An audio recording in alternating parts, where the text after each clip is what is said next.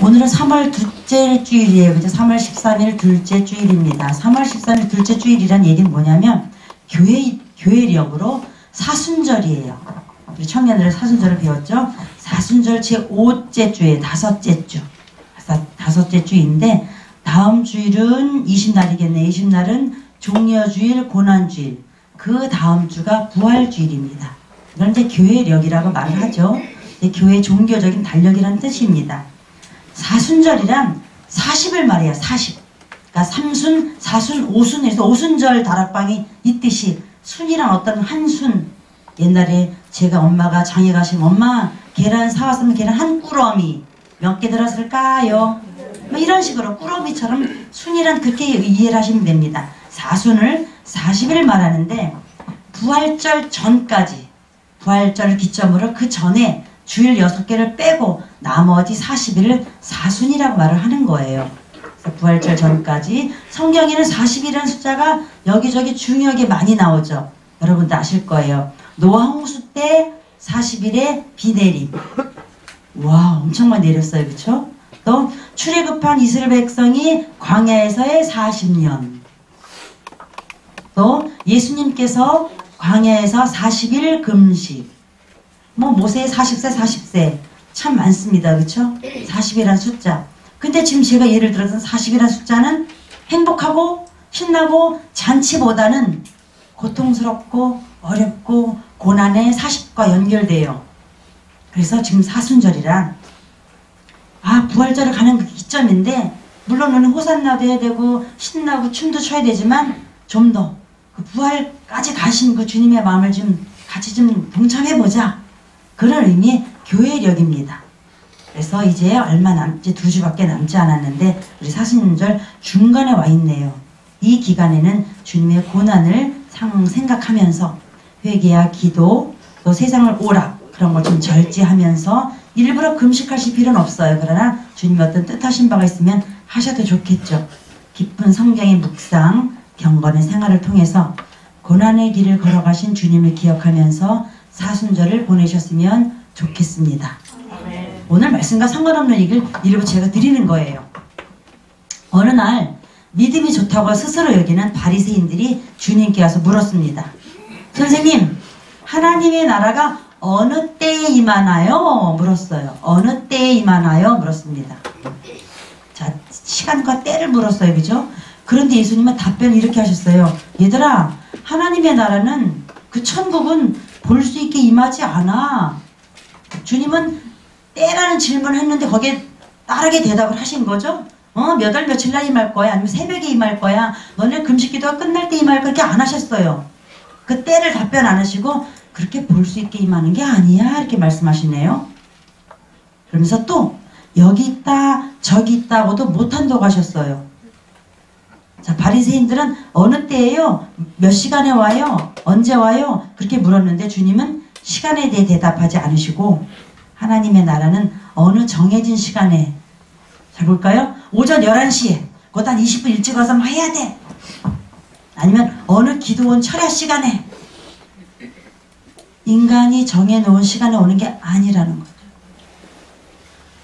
우리는 내가 이렇게 했기 때문에 왔다고 생각을 합니다. 저도 많이 하고 아마 앞으로도 그런 실수를 할 것 같아요. 그렇지 않다는 거죠. 답을 완벽히 하셨어요. 우리가 볼 수 있게 짜자잔 하고 나타나는 것이 아니라, 그런 게 아니라 하나님의 나라는 너희 안에 이미 있어. 이거예요. 근데 우리는 자꾸 뭔가 하나님만으로도 가야 될 것 같다는 거죠. 그게 요즘 우리의 어떤 딜레마 같아요. 어디 가는 장소적 의미가 아니라는 거죠. 즉 하나님께서는 인간이 만들어 놓은 시간과 장소를 초월하여서 성도의 영혼이라는, 우리 집 영혼 있죠? 성도의 영혼이라는 영혼의 장소에 임재하신다는 거예요. 여러분은 지금 보성교회라는, 여기는 예배당이죠. 예배당입니다. 여기는 예배당이기 때문에 언제든지 이건 바뀔 수가 있고, 여기 건너편에 예감교회가 있었는데 지금은 예감교회가 아니에요. 이사 갔으니까요. 저도 여기도 17년 전에 보성교회가 아니었던 것처럼 여긴 예배를 드린 장소일 뿐이죠. 예배당에 앉아 있습니다. 그러나 하나님은 예수 그리스도를 구주로 고백하는 성도의 마음 안에, 그의 인격 안에 있다고 이미 약속을 하셨어요. 그러니까 나 오늘도 여기 하나님 안 계신가 봐 그렇게 의심하면 안 된다는 거죠. 이미 계시던 전제하에 찬양도 드리고 말씀도 들으셔야 되는 거예요. 나 오늘 하나님 만나러 가야 돼. 좋습니다. 말씀을 듣고 찬양을 부르니까. 그러나 이미 여기 계신 하나님과 함께 이동을 하는 거죠. 함께 가는 거죠. 난 너희 안에 이미 있어. 옆에 있는 분에게 한번 확신에 찬 인사를 드려볼까요? 어떤 확신에 찬이냐면 하나님의 나라가 당신 안에 있음이 느껴지는군요. 한번 해봅시다.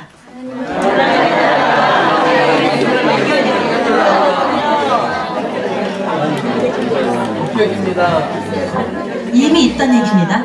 이미 있다는 이 전제를 가지고 합니다.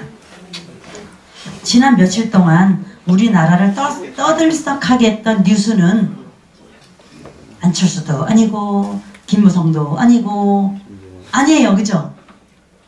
끔찍한 아동학대 뉴스를 봤겠지만 그것도 헤드라인은 아니었어요. 알파고와 이세돌이었습니다. 검색순위 1, 2, 3 계속. 저도 결과가 궁금해서 출근해서도 핸폰이나 TV를 통해 자주 보게 되었습니다. 아쉽게도 졌어요. 우리는 내심 이세돌 구단이 이겨주기를 바랬죠. 그죠? 마지막에다 2개 남았는데 그 중에 1개를 이기길 막 바래요. 솔직히 막 기도를 하고 싶어요. 그래도 아직은 인간이 낫지 감히 하는 마음이 있습니다. 나와 똑같은 인간의 편을 들고 싶은 마음은 우리 마음에 모두 있다는 얘기죠. 전 세계 사람이 다 보면서 하고 그랬을 거예요. 하지만 앞으로 발전하는 시대는 점점 인간보다 낮고 인간의 직업마저 빼앗아가는 똑똑한 기계들의 홍수 속에서 저는 이제 후반부입니다. 저희는 우리 딸과 그의 손주, 그러니까 저희 손주들이 살아갈 세상은요 거의 이제 길이나 뭐나 병원이나 어디나 다 기계들이 일을 할 거라는 거죠. 지금도 하고 있지만요. 지금 남동공단은 거의 기계들이 하고 일을 하고 있거든요. 그럼 막 마음이 답답해져요. 점점점. 이제 본문으로 가보겠습니다. 이렇게 서론이 길까? 이유가 있었겠죠. 오늘 말씀은 제목은 예수님의 눈물입니다. 사순절을 앞두고 하나님이시면서 인간으로 성숙하신 예수님께서 왜 눈물을 흘리셨는지, 어떤 일에 눈물을 흘리셨는지 세 군데를 찾아보면서 함께 주님의 은혜를 나누고자 합니다. 여러분은 최근 어떤 일로 눈물을 흘리셨나요?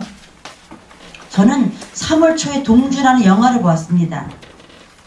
영화를 여러 개 보죠. 자주 보는데 이거 설교를 준비하면서 바로 동주가 떠오르더라고요. 그러니까 제 속에 인격이 부딪힌 눈물, 그냥 이렇게 감정적인 그런 눈물이 뭐 자주 흘리는 편인데 그 동주를 보면서 제가 막 먹먹해졌던 것 같아요. 나는 뭐 했지? 난 저 나이에 뭐 했을까? 난 20대를 지내왔는데 나 너무 한심하게 보냈구나. 아니 30대 너무 한심했어. 40대도 마찬가지네. 지금 56세. 지금 나 잘 보내고 있나? 지금도 웃기는 것 같아. 저 젊은 친구는 저렇게 깊은 생각을 했는데, 저 젊은 친구는 나라에 죽어가고 있었는데, 죽을 줄 알면서도 손몽기는 했는데 난 뭐하지? 나 나라를 위해서 커녕 내 가족을 위해서 뭘 하고 있나? 부끄러워. 겉으로 흘리는 눈물보다는 속에서 많이 울었던 것 같아요. 먹먹하다래 저걸요. 사람은 어떤 일에 마음이 느껴지면 감정이 고조되어서 눈물이 납니다. 기쁠 때도 눈물이 나긴 나요. 그죠? 감사할 때도요. 대개는 슬픔이 지나치거나 너무 무거운 심리적 압박, 공포, 그럴 때 눈물을 흘리게 되죠. 아마 그 눈물이 더 많을 거예요. 기쁜 눈물보다는. 이번에 이세돌한테 이긴 컴퓨터 이름이 뭐죠? 알파고예요. 근데 알파고가 우와 내가 이겼어! 알파고가 하면서 울는 걸 못 봤어요. 그 정도도 울어야 되거든요. 3대 빵으로 내가 이겼어! 그래서 알파가 막 눈물을 줄줄 흘려대는데 어느 화면에도 알파가 울었다는 얘기는 못 봤어요. 그죠? 어떤 사람이 있으면 기쁨의 눈물, 이세돌도 억울한 눈물을 흘렸을 거예요. 근데 둘 다 안 울더라고요. 이세들 속으로 울었겠죠. 그 신안에 계신 엄마는 울었을 거예요. 신안 아빠들 보면서 울었겠죠. 우리 동네, 우리 교회에 그 신안에 계신 출신 분들이 많은데 신안 인물들이요. 대단하실지어다 송시은.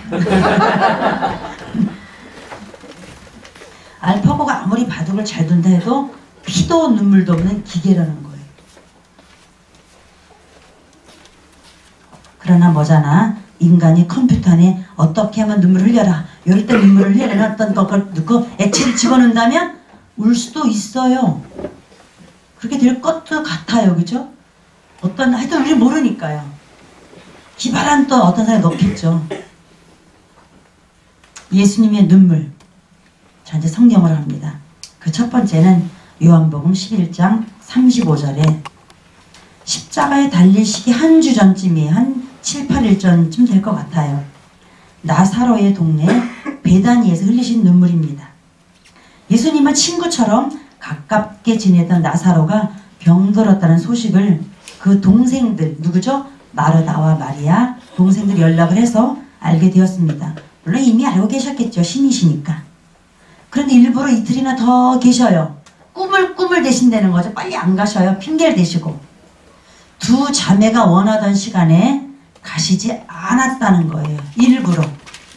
일부러 안 가시는 겁니다. 잘 기억해 놓으셔야 돼요. 일부러 안 가셨어요.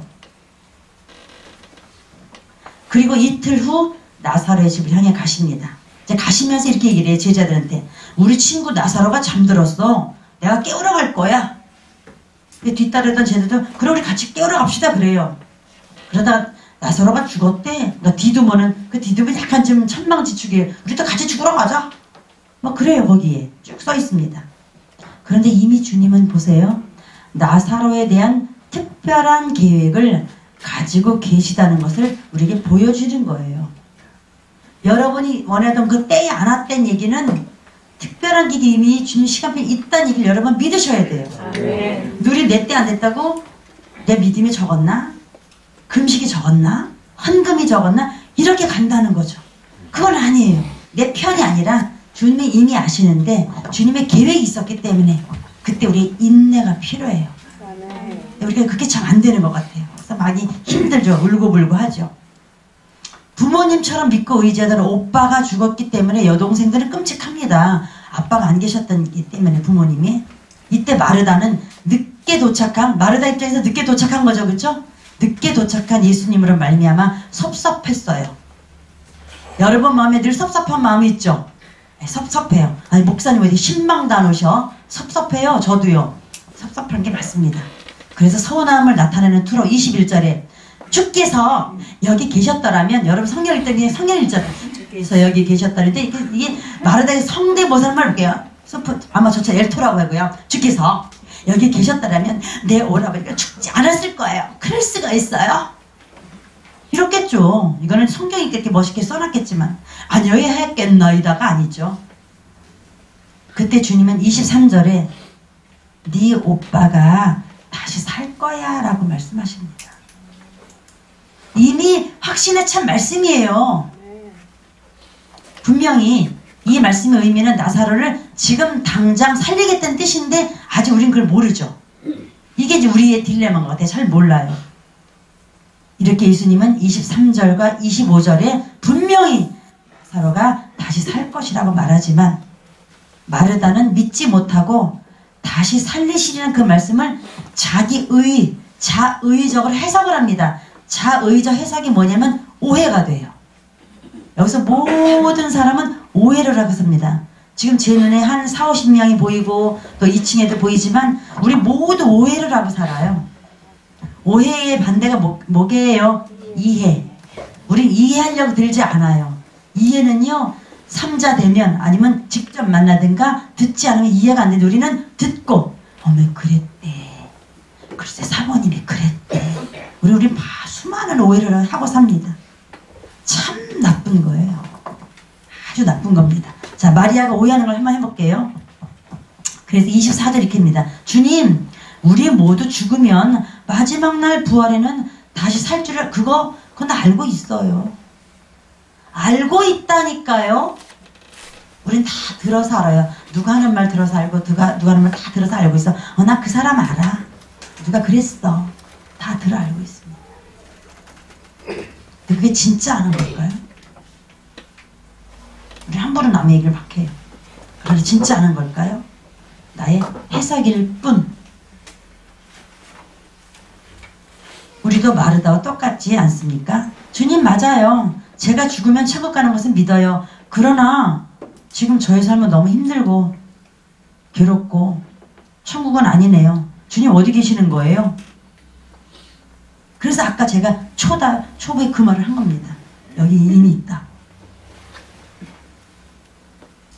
우리는 환경을 바라보느라, 마르다는 오빠의 죽은 것을 바라보느라 주님이, 예수님이 내 안에서 살아서 역사하시고 계심을 무시하고 그분이 일하실 것을 선포하지 않고 있습니다.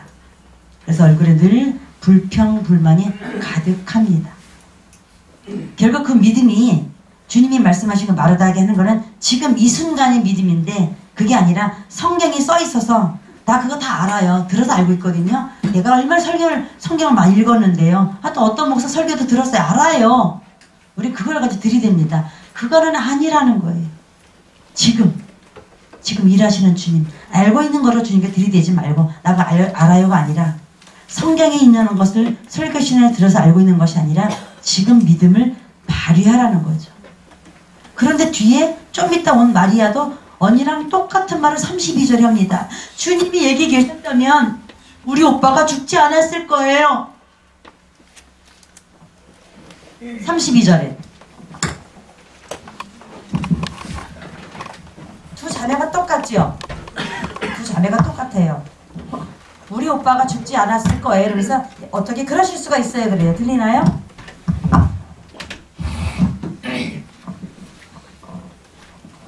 죄송합니다. 마리아는 칭찬을 들었던 사람이에요. 그죠? 무릎 앞에서 이렇게 했던, 말씀을 들었던. 근데도 이 사람도 똑같다는 거죠. 어떻게 그러실 수가 있어요? 좀 더 일찍 오셨어야죠? 둘째 딸의 목소리로 제가 버전을 해봤습니다. 주님이 원망해요. 나 섭섭하거든요. 이게 무슨 드럼 소리가 나네요. 똥똥똥. 이를 보고서 33절에 예수님은 마르다와 마리아가 우는 것을 보시고 마음에 통분이 여기시며 민망히 여기셨다고 되어 있습니다. 통분, 민망. 이 소리는 약간 어려운 한문이에요. 어려운 한문입니다. 그리고 35절에서 드디어 예수님이 눈물을 흘리십니다.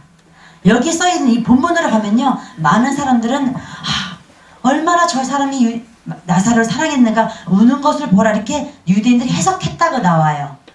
33절과 35절 사이에 예수님 우는 것을 보고 36절에 나오죠. 근데 아니라는 거예요. 그 해석은 잘못된 해석이에요. 통분이와 민망이는 그냥 슬퍼서 우는 감정이 아니라는 거죠. 민망이 여기서라는 단어가 여기저기 많이 나옵니다. 혈루증 때도 나오고 민망이라는 단어가 성경 여기저기 요즘 안 쓰는 고어예요. 죽은 사어거든요. 옛날 한글이죠. 요즘은 많이 안 씁니다. 근데 그 말은 마음속에 답답하고 화가 나고 통곡하고 싶고 이 답답함 때문에 드는 거지, 여기 있는 감정 때문에 오는 게 아니라는 거예요. 앞에 있는 사건 때문에 오는 게 아니라는 얘기예요. 나사로가 죽어서 슬퍼서 오는 것이 아니라 두 자매가 예수님의 말씀을 믿지 못하고 그저 지들의 감정이 휩싸여 있는 것에 화가 나서 속상해서 통분이 여기고 안타깝고 답답해서 흘리시는 눈물이라는 거예요. 나사로의 죽음 때문이 아니라 예수님을 믿지 못하는 사람들이 너무도 안타까워서 흘리는 눈물이라는 것이 그 통분이와 민망에 연결됩니다. 여러분은 지난 한 주간 어떻게 지내셨는지요? 오늘 이렇게 여러분들을 보니까 또 제가 찬양하면서 기도를 주님 올립니다. 늘 올리죠. 우리는 이런 이미지를 보여주셨어요. 처마 끝에 비가 오는데 작은 참새가 둥지를 잃어버린 거예요. 날개는 다 비에 젖고 어디로 날아가기, 여기는 오래 비를 피할 곳은 못 되고 비는 금방 그칠 것 같지는 않고 어디로 가지? 작은 참새가 처마 끝 비를 똘똘 맞으면서 후두둑 털고 있는 그 모습을 보여주시더라고요. 이 참새인지 어딜 찾아는 가야 돼요. 여기 오래는 못 있어요. 여기가 안식처는 아닙니다. 그런데 갈 곳을 몰라요. 엄마 살이 이러는지 둥지 가는 길을 모르는지 그런 그림을 아까 저에게 이미지로 보여주셨습니다. 한 주간 동안 여러분들이 세상이 주는 시험에서 믿음으로 이겨내기 위하여 고군분투하시고 영적 전쟁에서 믿음을 지키기 위해 주님께 간절히 기도하신 그런 모습들이 느껴졌습니다. 여러분들이 영적 전쟁에서 이기고 승리하게 된 원동력은 뭘까요? 말씀에 대한 믿음입니다. 네. 주님께서 그렇게 하신다는 말씀을 붙잡고 있었기에 그 믿음이 우리를 평안의 상태로 감사의 상태로 만들어진 거지 누가 해결해 준 것은 아닙니다. 그쵸? 내 앞에 놓여진 환경을 보면 우울하고 화가 나고 세상에서 나 혼자 버림받은 것처럼 답답한 마음이 들 때도 있지만 우리 마음속에 평안을 주시고 위로를 주시는 하나님의 나라가 있기에 우리는 슬픔과 좌절로 원망하지 않고 감사의 눈물을 흘릴 수 있는 것입니다. 그러나 오늘 마르다와 마리아는 주님, 오빠가 나올 동안 거기 있지만요, 예수님이 오셨니 됐어요. 지금 주님 내 눈물 아시죠? 이건 오셨기 때문에 감사해서 흘리는 눈물이에요. 그 눈물이 아니었다는 거죠. 예수님은 그렇게 되길 바랬어요, 이 자매가. 근데 왜 이제 오셨어요? 섭섭함의 눈물. 그럴 수가 있어요? 하는 눈물이었다니까요. 저도 그렇게 많이 울었던 것 같아요. 오늘 마르다와 마리아처럼 주님이 삼남매의 집에서 그렇게 가르치고 말씀도 듣고 밥도 먹던 아주 친한 사이였거든요. 그러나 그들은 죽은 오빠가 다시 살아난다는 것은 믿지 못했어요. 자, 여기서 우리가 마르다 마리를 욕할 수가 없다는 거예요. 다른 건 믿어요. 그죠? 오병이어도 믿고 다 믿습니다. 근데 죽은 오빠가 산다는 것은 쉽지 않습니다. 그래서 우리가 여기서 마르다 마리를 디스하시면 안 돼요. 우리도 똑같아요. 이 큰 사건을 어떻게 우리가 믿어요? 그죠? 조금 더해서 승진하는 것, 조금 더해서 토플 점수 올리는 것은 주님께서 해주셔서 하면서도 믿을만해요. 그렇죠? 그건 믿을만한데 죽은 자가 살아난다? 에이, 이거는 마르다 말이랑 똑같습니다. 우리도. 이거는 안 돼, 주님은. 그러지 않나요? 이거는 저는 그럴 것 같아요. 이 부분만은. 다른 부분은 어떻게 해보겠는데 이 부분은. 자, 여러분의 사건 한번 보세요. 이것만은 안 돼. 주님도 이것을 못하시나 봐. 어떤 것은 믿어져. 어떤 것은 사역을 받아서 시원해졌어. 근데 이 문제는 걱정이 되는데 이거는 내가 그냥 죽을 때까지 끌어안고 갈 거야. 내 십자가인가 봐. 이건 주님도 못하시. 이건 불가능해. 한숨 쉬면서. 그리고 교회 오진 않으셨나요? 그렇다면 주님은 여러분의 마음 한가운데 계시면서 지금 울고 계십니다. 저도 지난 한 몇 달 동안 여러분도 아시다시피 많은 걱정과 많은 염려 때문에 많이 주님을 슬프게 해드렸더라고요. 그래서 이걸 며칠 동안 묵상하면서 제가 그렇지, 나 때문에 많이 우셨겠다 주님이. 지금도 울고 계시는 것 같아요.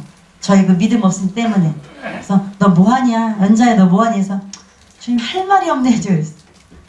저 때문에 울고 계신 주님이 느껴져서 할 말이 없더라고요. 주님 이것만은 못하시죠? 주님도 말은 안 했지만 은근슬쩍 했던 저의 인격이 보여져서 부끄러운 거예요. 지금 내 앞에 오셔서 주님이 오셨군요. 이제 됐어요가 아니라 주님도 이건 안 되시죠? 그러겠는 저 할 말이 없어. 회개합니다. 주님 잘못했습니다. 주님은 우리가 말씀을 듣고도 믿지 않을 때 우리 안에 주님이 계신다고 약속했음에도 불구하고 여전히 주님을 찾으러 여기저기 다닙니다. 우리의 머리카락 숫자까지 세시는 하나님을 우리는 알아요. 안다니까요. 그러나 가슴으로, 행동으로, 인격으로 믿지 않고 소망도 갖지 않고 이때 주님은 눈물을 흘리신다는 거죠. 우리는 두 자매처럼 나의 인간적인 생각, 세상의 이치로 판단해선 죽은 자가 살 수는 없어. 세상의 이치로 판단해서 우리 남편이 바뀔 일은 없어. 저도 그랬던 사람이다. 13년 동안 결혼하고 13년 동안 김석종 씨는 안 바뀔 거야. 그랬던 사람입니다. 회개합니다. 그러나 바뀌어 있네요. 어제 친정 모임이 있었어요. 저희 오빠가 장로님인데 60 한참 넘으셨죠. 아이고 김 목사 바뀐 거 너무 신기해. 우리 친정집안 얘기거리입니다. 신기해. 저는 포기했죠. 다 포기했죠. 왜? 안 되니까요. 안 될 것 같았으니까. 주님을 하신다는 거죠. 네. 네, 제가 금식해서 아니요 안 했어요. 저희 어떠함도 없습니다. 한마디도 전 없습니다. 단 전 죄만 짓고 있었어요. 근데 주님의 계획은 하신다는 거죠. 그래서 주님의 눈물을 좀 빨리 좀 줄입시다 우리가. 그것밖에 없는 것 같아요.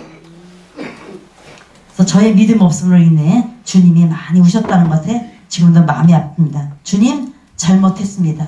30초 시간을 드리겠습니다. 빨리 주님께 회개하세요. 주님을 울시게 하셨다면 솔직히 고백하세요. 속으로.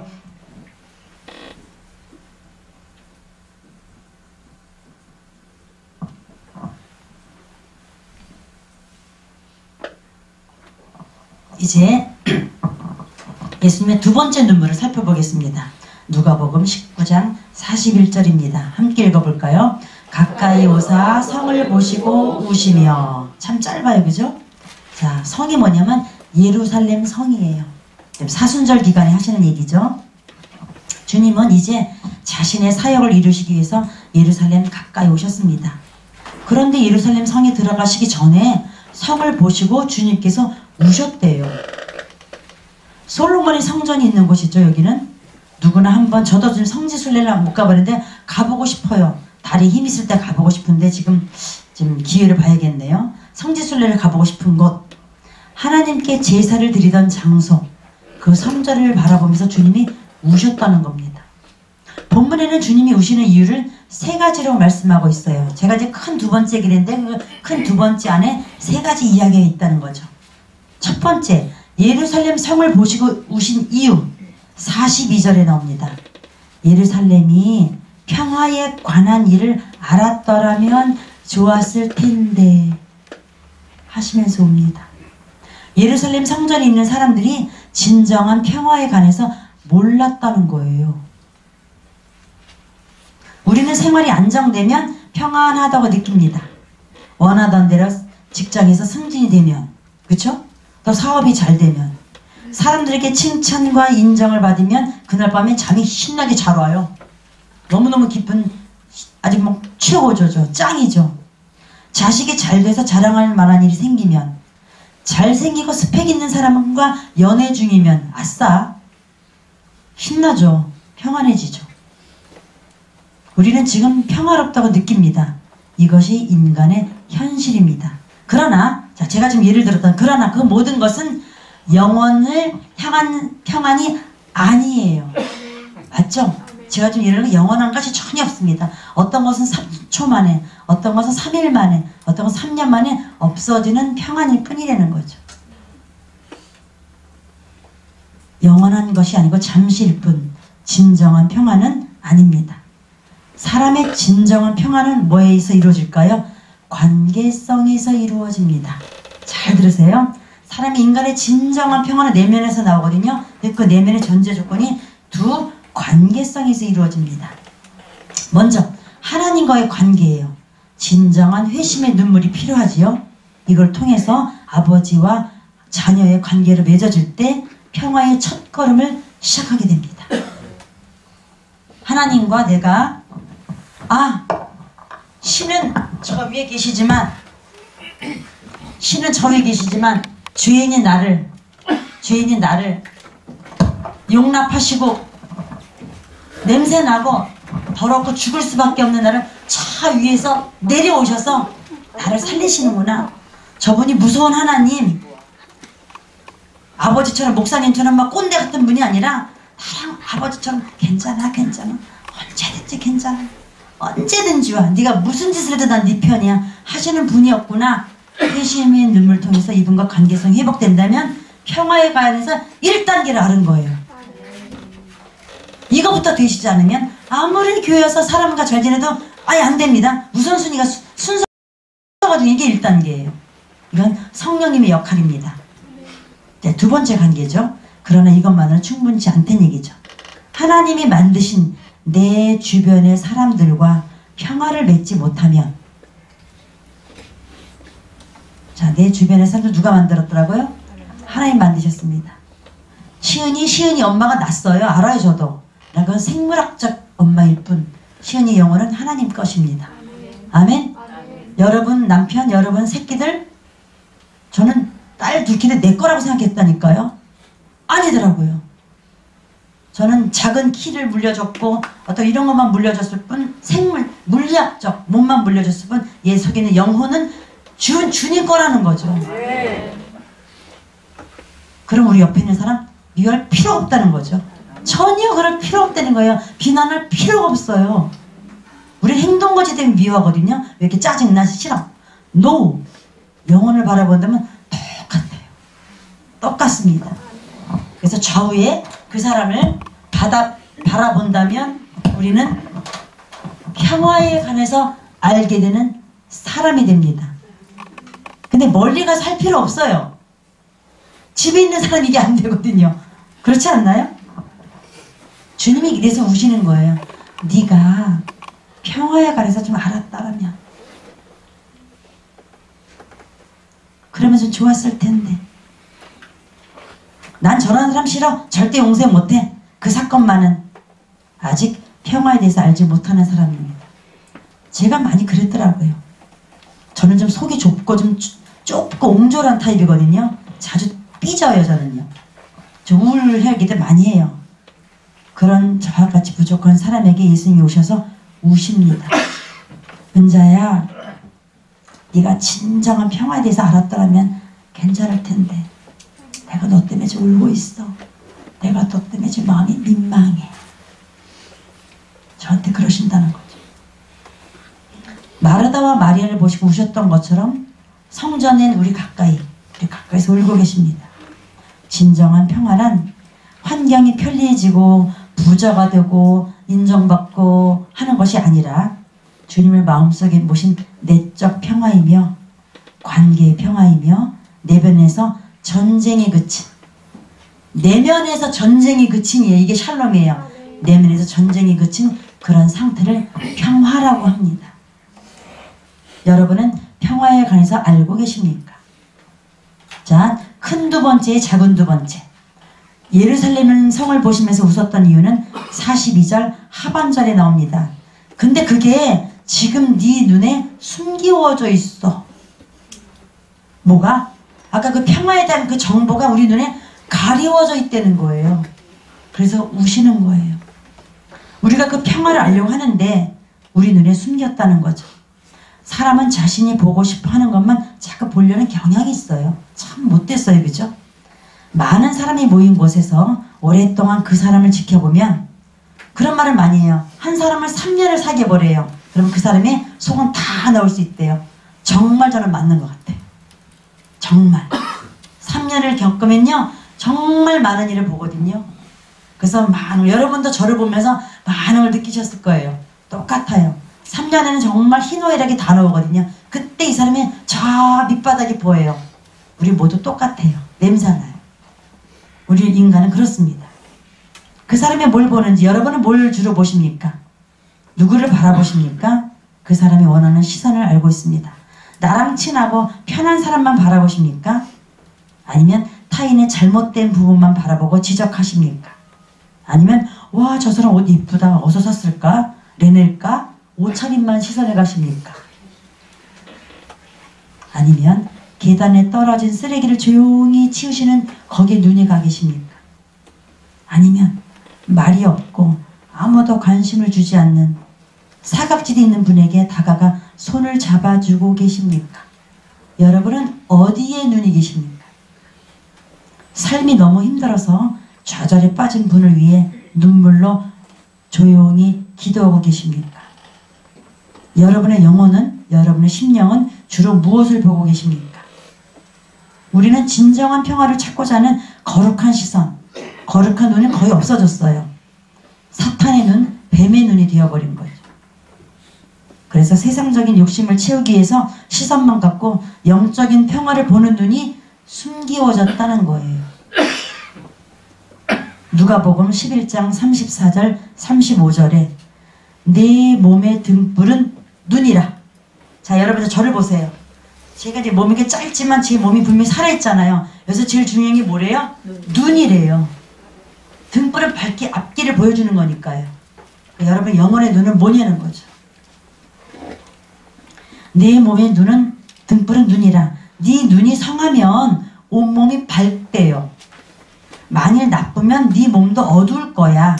그러므로 네 속에 있는 빛이 어둡지 아니한가 보라.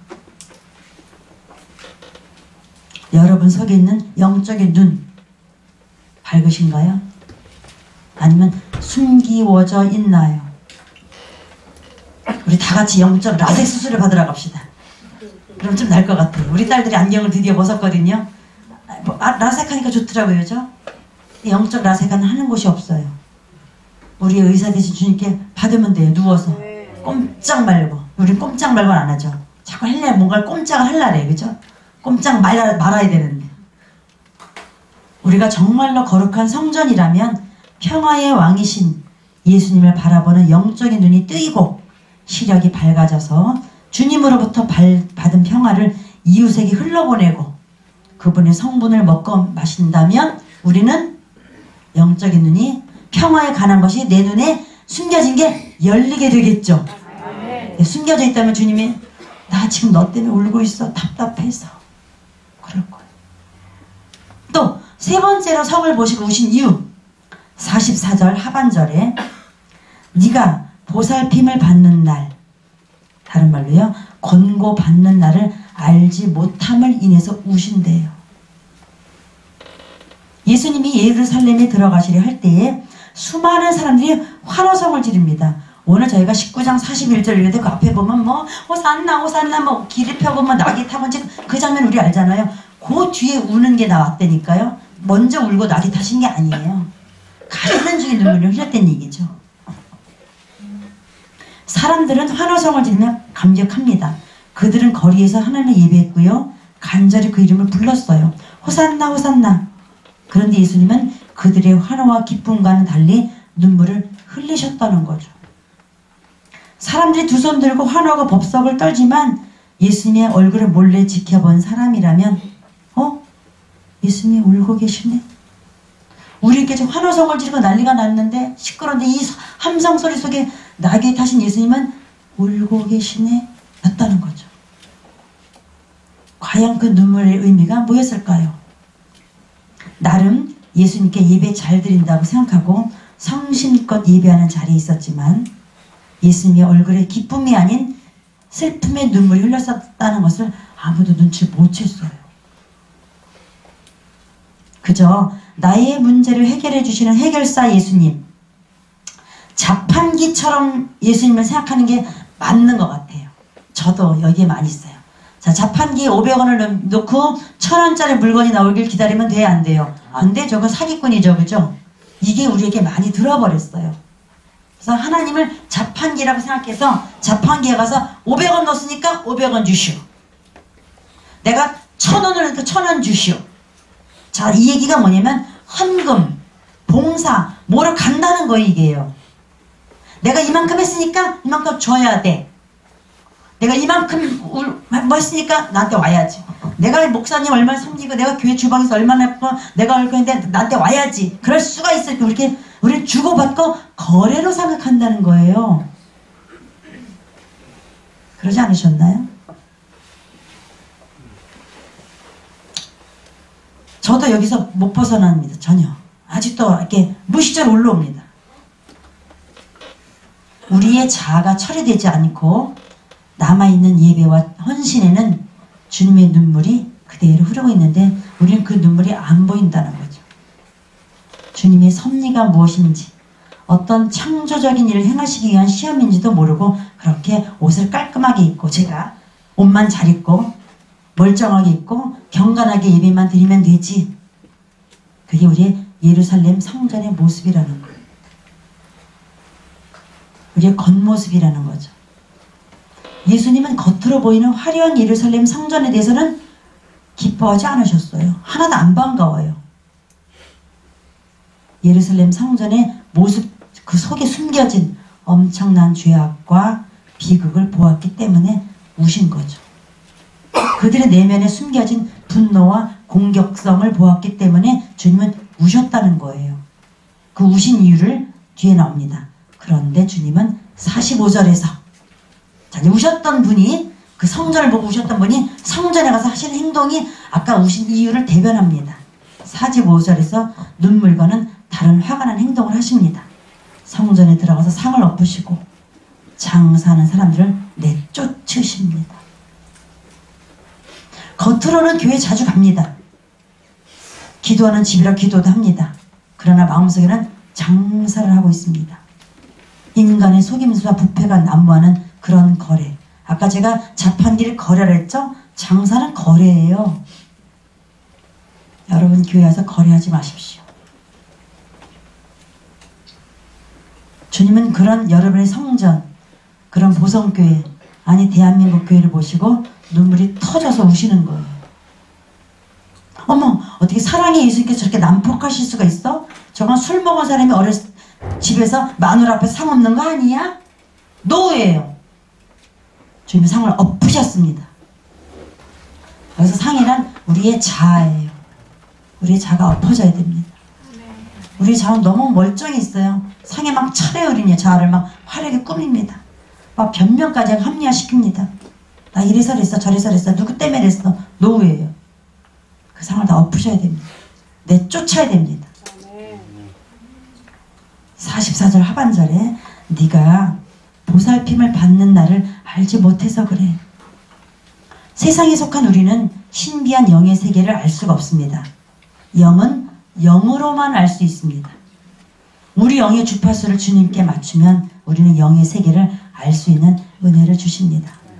우리의 눈이, 우리의 시선이 참된 평안으로 이끌지 못하는 것들인 재물과 세상의 지위와 세상적인 편한 것들을 추구하기 위하여 수단과 방법을 가리지 않는다면, 또 그것에 매여서 잠도 못 자고 주일, 종교적인 생활, 영적인 생활을 등한시한다면 우리는 보살핌을 받는 날을 알지 못하는 어리석은 사람이 된다는 것이죠. 개역성경은 권고받는 날이라고 하였는데 이는 보호, 방문의 의미가 있습니다.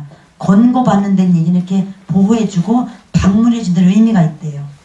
즉 주님의 방문으로 인해 회개와 주님의 품 안으로 되돌아오는 보호를 이해하지 못하면 이렇게 주님을 십자가에 못 박는 사탄의 역할을 하게 된다는 것이며, 그것 때문에 우리는 예루살렘처럼 심판을 받는다는 거죠. 평강의 왕인 예수님을 거부하고 그런 말미암은 회개와 화평을 부정하는 자들은 사람과 도시와 민족 모두 종말의 때에 이와 같은 파멸을 당하게 될 것이라는 그 기한을 말하는 거예요. 각 가정마다 공과금 납부 고지서를 받아요. 그죠? 한 달에 한 번. 고지서에 보면 뭐가 써있죠? 납부 기한이 써있어요. 납부 기한. 그 기한에 납부하지 않으면 뭐라 그랬죠? 추가 요금을 내야 돼요. 그죠? 더 내야 돼요. 이건 다행이죠. 우리 삶에는 기한이 있어요. 제가 지금 설교를 아까 11시 몇 분쯤 시작했겠죠? 근데 제가 지금 저는 이제 5페이지를 써왔는데 지금 4페이지를 읽고 있네요. 제가 한 5,000페이지를 준비했다 칩시다. 그리고 여러분이 처음에 시작할 때 말씀 내는 게 너무 좋아요. 근데 저도 착각을 해서 그렇군요. 그럼 영원히 설교를 하겠습니다. 끝이 없습니다. 합니다. 뭐 그 누구지? 저기 뭐 은수민가 누군가 뭐 저기 당에서 뭐 열 몇 시간 했다며 국회에서 머리 올라오면서 운동하시고 하대요. 오줌누라 어떻게 참았을까 기적이 찼나 하여튼 몰라. 합니다. 저도 5시간 떠들 자신 있어요. 네, 영원한테 칩시다. 끝이 없다 칩시다. 그럼 여러분은 이제 하나 둘 저한테 미안한 표정 지으면서 갈 거야. 누가 제일 먼저 갈지 몰라요. 하여튼 갈 거예요. 2층에서 먼저 가겠죠. 하여튼 갑니다. 저희 남편이 제일 늦게 갈래. 아이 승진이 그보다 제일 빨리 갈 거예요. 이 얘기는 뭐냐면 아무리 좋은 것도 우리 영원하지 못한다는 거예요. 그죠? 저도 남편과 3초 이상 못 쳐다봐요. 아무리 좋아도. 얼른 딴 거 보고 싶지. 기한이 있다는 거예요. 기한이. 권고받는 날. 네가 보살피면 그 날수를 알지 못한다는 거예요. 우리 생명이 영원할 것 같은. 반대로 갈게요. 반대로 갑니다. 이 괴로움이 영원할 것 같은 거예요. 노예요. 눈물이 실 영원할 것 같아서 우울하지 마시라는 얘기죠. 반대로 내가 좀 잘난 게 영원할 것 같아. 그것도 아니라는 거예요. 기한이 있다는 거예요. 그때 주님의 방문과 주님의 보호를 받으라는 거예요. 이게 권고받는 날의 의미입니다. 이걸 몰라서 우시는 거예요. 우시지 않을까요? 눈물 나시죠? 그 겉은 멀쩡한데 금덩어리인데 여러분의 속은, 여러분의 성전은 어떠십니까? 한국교회는 동방의 예루살렘이라는 영적인 칭찬을 많이 듣고 있어요. 유튜브 보면 뭐 한국에 대한 예언도 많더라고요. 우리 그거들 갑자기 막 자부심이 생기죠. 야, 아싸! 막 그리고 나도 뭐 한가 기여한 것처럼 웃겨요. 그죠? 평양에서의 대부흥이 있었어요. 아멘이에요. 그죠? 실제적인 얘기죠. 손양원 목사님 같은 전무후무한 목사님이 계셔요. 전 세계에 자랑할 만한 목사님이시다. 우리 교회 손씨가 계셔요. 나 이분들 보면 부러워요. 그분의 후예들 아닙니까? 그죠? 그러니까 이영란 지사님 시집 잘 간 거야. 남편 흉보지 마세요. 이렇게 훌륭한 목사님 배출한 나라예요. 전 세계에서 가장 성도들이 많이 한 교회 모이는 그런 큰 교회가 우리나라에 다 있어요. 하여튼 건물도 크고 이 시간에 몇십만 명이 모이는 교회가 한국에만 있어요. 전 세계에 없어요. 우리 대한민국에만 있습니다. 밤새 부르짖고 금식하며 기도하는 나라가 한국입니다. 6.25 전쟁 때는요, 우리나라가 GNP가 50달러밖에 안 됐었대요. 6.25 전쟁 때는. 제가 태어나기 몇 년 전이네요. 그 당시 필리핀은 700달러였었대요. 와, 그러니 필리핀이 얼마나 우리를 우습게 여겼겠어요. 아이고, 저 꼬리야 주제, 꼬리야, 그랬을 거 아니에요. 근데 임솔랑 목사님, 그죠? 그들은 지금도 그러고 살고 있거든요. 그러나 지금은 3만 달러를 우리가 지금 살고 있어요. 3만 달러. 전혀 다른 한국이 되었습니다. 주님이 우리에게 주신 축복과 은혜예요. 이거 외에는 없습니다. 축복과 은혜입니다.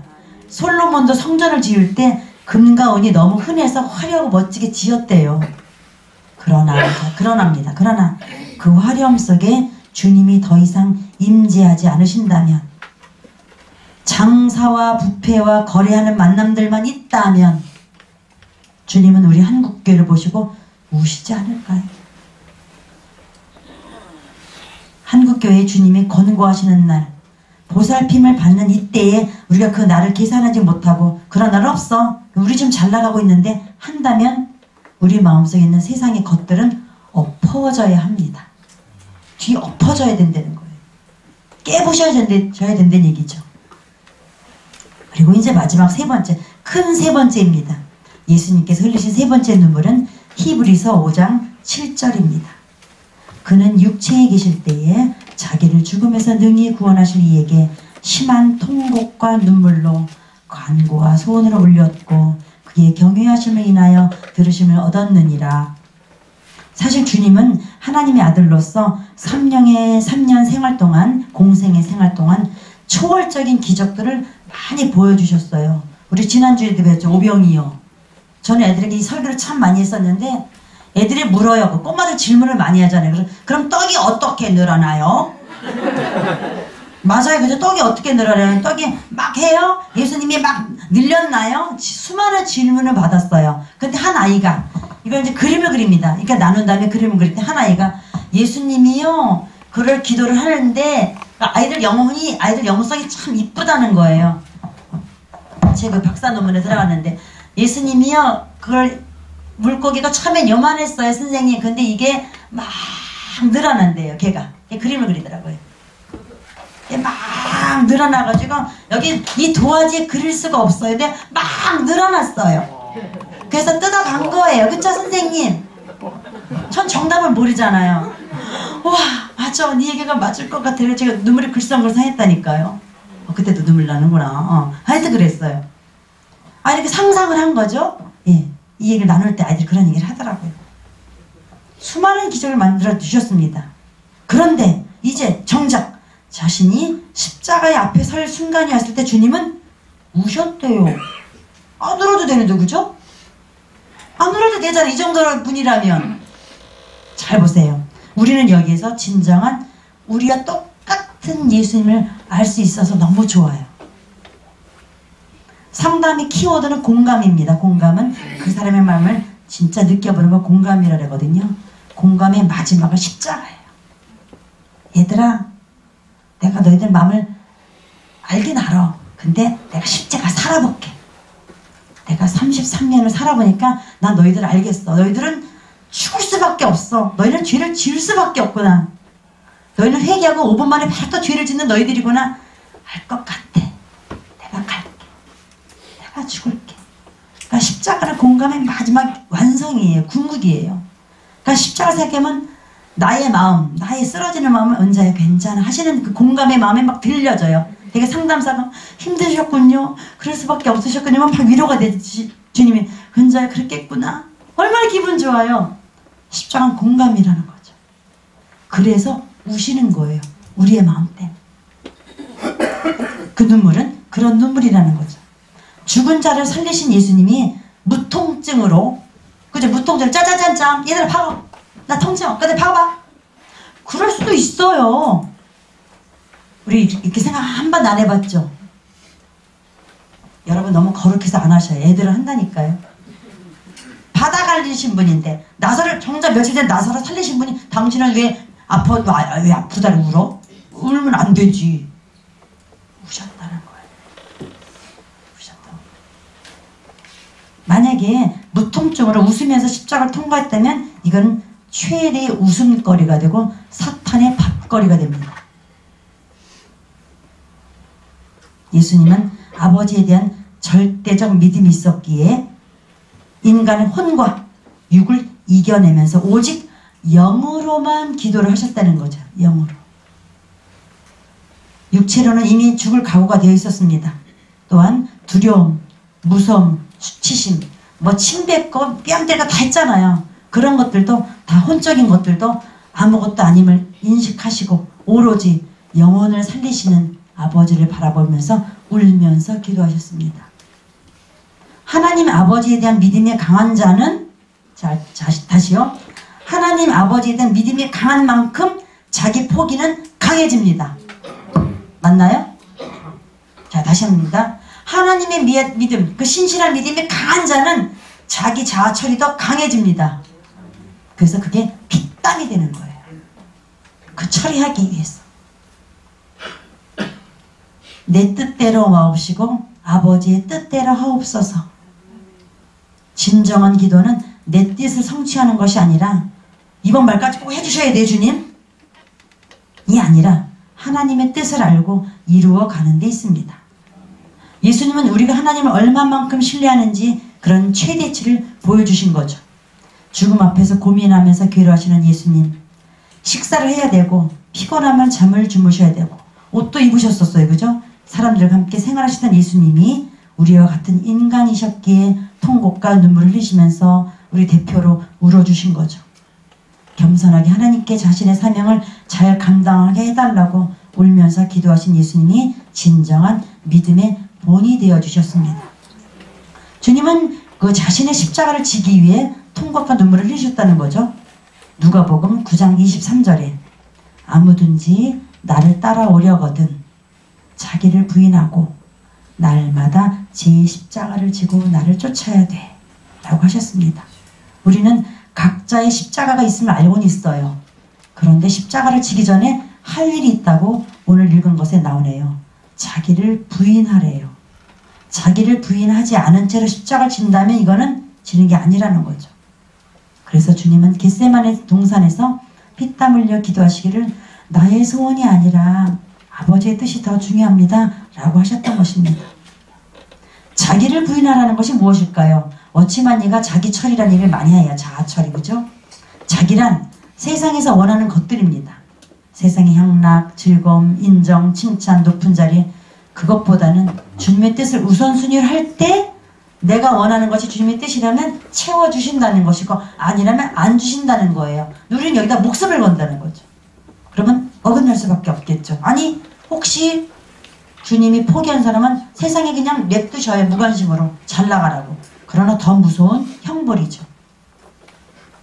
이렇게 자기 욕심을 내려놓고 오늘 나에게 주신 십자가를 지고 날마다 주님을 쫓는 자가 주님을 따르는 참 제자가 된다는 것입니다.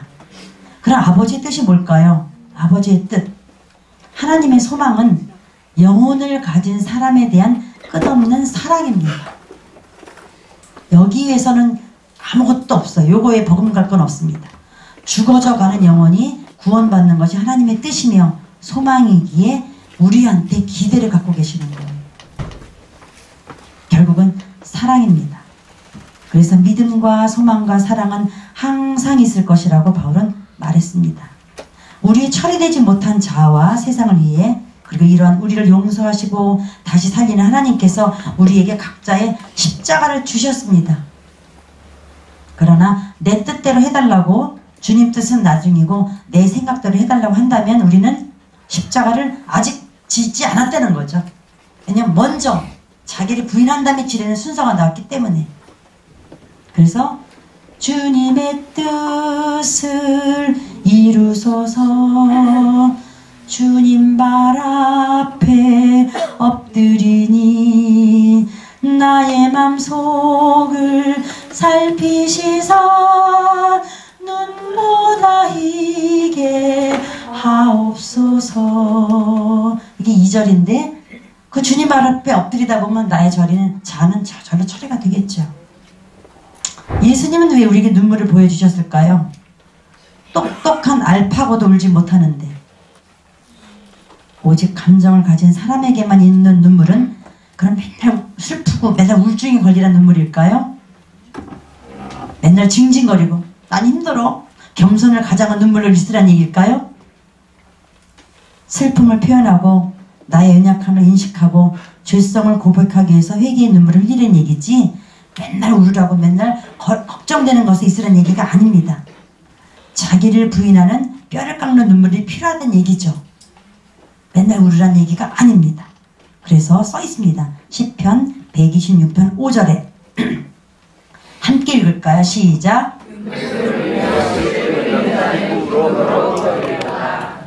아멘. 눈물 흘리며 씨를 뿌리는 자는 맨날 울을 것이다가 아니라는 거죠. 그쵸?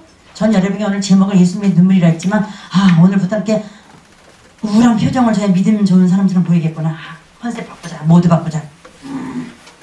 오늘도 주님 때문에 눈물 나요. 그러는 게 아니에요. 그건 홀로 계실 때 하세요. 사람 앞에서는 티내지 마시고. 그게 아니라 눈물로 씨를 뿌리는 얘기죠. 눈물은 액체입니다. 맞나요? 물이잖아요. 물. 눈에서 나는 물이 또 액체입니다. 액체입니다. 즉 눈물은 축축한 습기예요. 요새는 흙이 없어도 상추가 자라더라고요. 그죠? 어떻게 자라죠? 수경재배. 맞나요? 수경재배입니다. 저희 집에도 대나무는 흙이 없는 데도 잘 자라고 있어요. 왜 그럴까요? 물기가 있다면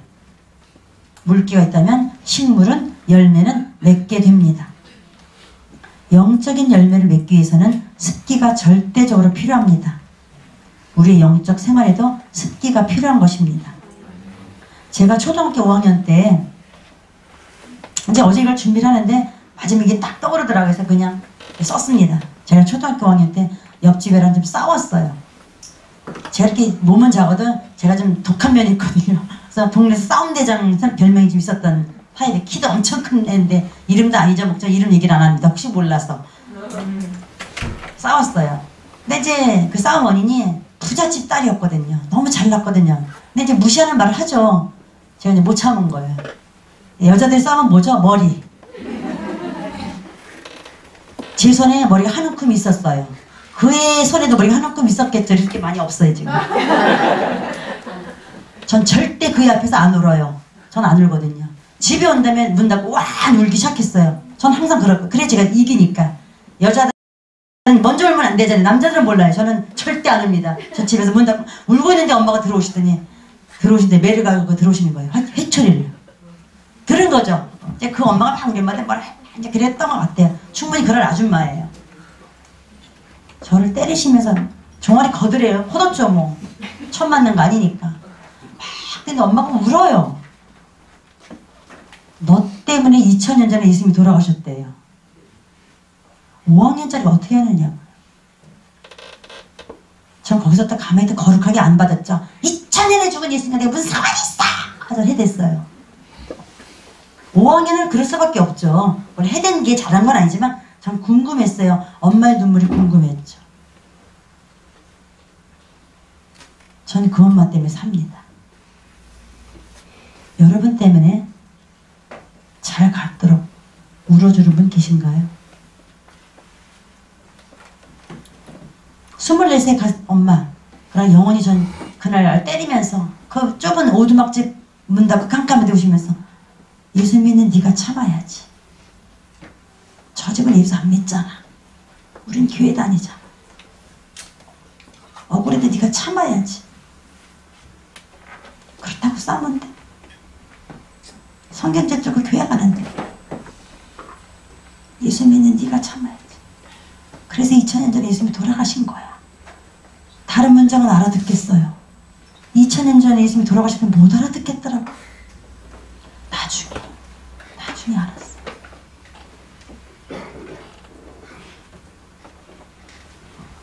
여러분을 위해서 우시는 분은 계십니까? 아니, 여러분은 누구를 위해서 울면서 기도하십니까? 나를 위해 울어주는 사람이 있으면 우리는 조금씩 변화되고 성장합니다. 저는 그 엄마 때문에 변화된 것 같아요. 물론 주님의 은혜죠. 나를 위해서 주님이 울고 계십니다. 우리 가족을 위해서 주님이 울고 계십니다. 나의 변화와 영적인 성장을 위해서, 무너져가는 우리 영적인 회복을 위해서 성도들이 함께 회개의 눈물을 흘려야 합니다. 주님의 눈물을 이해할 때 나의 내면에서 나의 더러운 자아가 인식되고 눈물이 흐르고, 성전된 우리의 내면을 보시고 상을 엎으시는 주님의 울분을 이해할 때 주님의 눈물이 나의 눈물이 됩니다. 오늘도 주님은 우리 위해서 울고 계십니다. 로마서 8장 26절에 성령도 우리의 연약함을 도우시나니. 주님 이것만 안 되죠? 이건 안 되실 거예요. 몰라요. 우리 연약함이죠. 그런 걸 다 도우신대요. 우리는 마땅히 기도할 바를 알지 못해요. 나의 모든 걸 해달라는 기도만 하지 깊은 기도를 못해요. 아직도 깊은 기도를 잘 못하는 것 같아요. 달라고만 기도하는 것 같아요.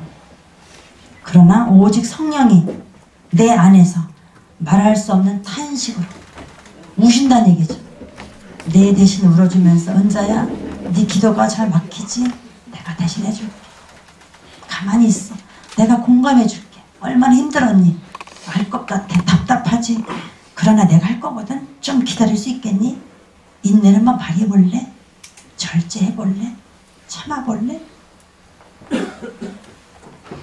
누군가 널 위하여 있어요. 그죠? 누군가 기도하네.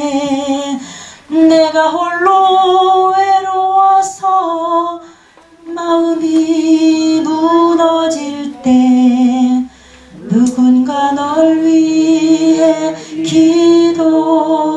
기도하네. 우리 마음이 많이 무너져요. 지난주도 많이 무너졌고 이번 주도 무너질 일이 올 수도 있고 지금도 있습니다. 그러나 마르다처럼 섭섭한 눈물이 아니라 내 안에서 울고 계시는 주님, 화가 나서 우시는 게 아니라 괜찮아, 내가 있잖니, 기쁨으로 씨를 뿌려볼래? 나랑 같이? 내가 이렇게 걷어줄게. 넌 기쁨의 날에 올 거야. 그렇다면 눈물의 의미는 너무 값지지 않나요? 한 번 더 불러볼게요. 요 후렴만. 누군가 널 위하여 누군가 기도하네. 내가 홀로 외로워서 마음이 무너질 때 누군가 널 위해 기도하네. 그 누군가가 누굴까요? 성령님입니다. 그리고 여러분이 누군가를 위해서 기도해 주셔야 되겠죠. 혼자서 힘든 가운데 있다고 아무도 나를 알아주지 않는다고 섭섭해하지 마세요. 오히려 그런 순간이 나를 위해 울어주시는 성령님과 함께 있는 소중한 시간입니다. 성령이 말할 수 없는 탄식으로 기도해 주십니다. 영적인 외로움, 영적인 홀로움은 오히려 거룩한 순간이에요. 주의 그 통곡과 눈물이 이 시대를 향한 구원의 핏방울이 되길 바라며 부활절을 기다리는 사순절을 지내면서 영원한 부활의 소망을 주신 주님의 눈물이 나의 눈물이 되길 바랍니다. 그렇게 눈물로 영적인 씨를 뿌린 여러분이 여러분의 삶에 부활의 기쁨으로 여러분 열매를 맺는 한 주간이 되기를 소원합니다. 네, 기도하겠습니다. 주님 감사합니다. 주님 우셨네요. 주님은 결국 인간이셨군요. 그냥 유령처럼 신으로 얘들아 나 봐라 그런 분이 아니라 우리랑 똑같이 주무시고 식사하시고 졸렸고 고단하시고 우셨군요. 그리고 그 끔찍한 십자가 앞에서 당신을 위하여 우리를 위하여 우셨군요. 감사해요 주님. 너무 섭섭했고 너무 오해했고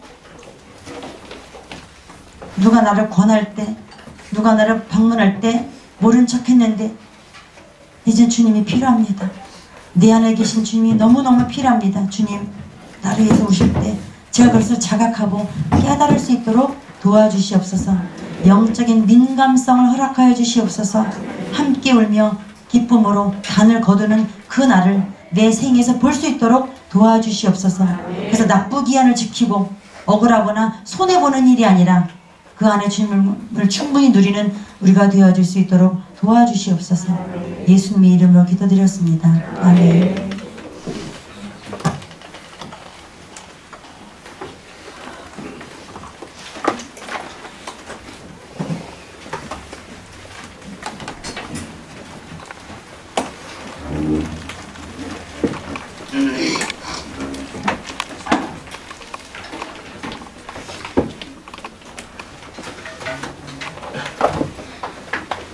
저는 그동안 주님이 저를 위해서 눈물을 흘리시는 게 내가 불쌍해서 내가 착한 일을 많이 해서 아니라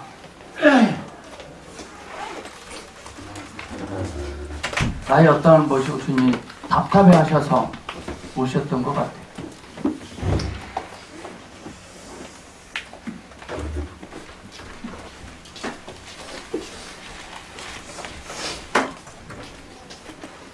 이제부터라도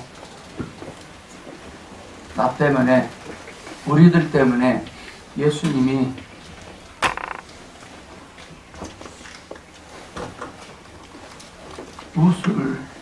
눈물을 흘릴 일이 없기를 바랍니다.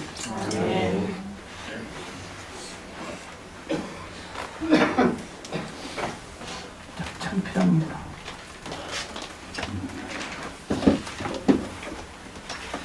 이왕 올 바에는 헐리한 눈물을 흘리시길 바랍니다.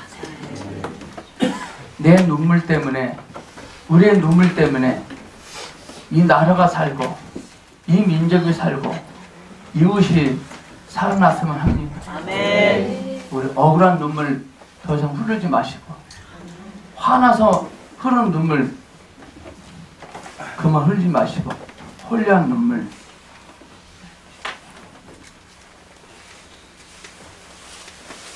주 예수님 더 이상 눈물을 흘리지 않겠습니다. 아멘. 주님의 눈에서 눈물이 흐르게 하지 않겠습니다. 아멘. 주의 말씀이 다 들려진 만큼 들려진 대로 순종하며 나가겠습니다. 아멘. 아멘.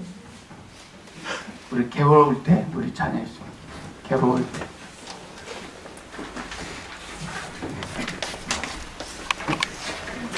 오늘 설교 정말 회복타임입니다. 회복타임.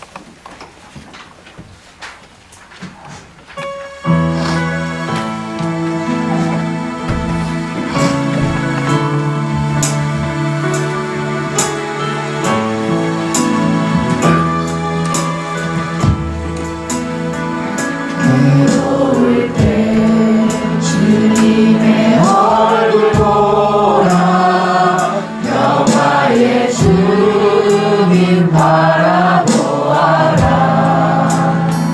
세상에서 시달린 친구들아 위로의 주님 바라보아라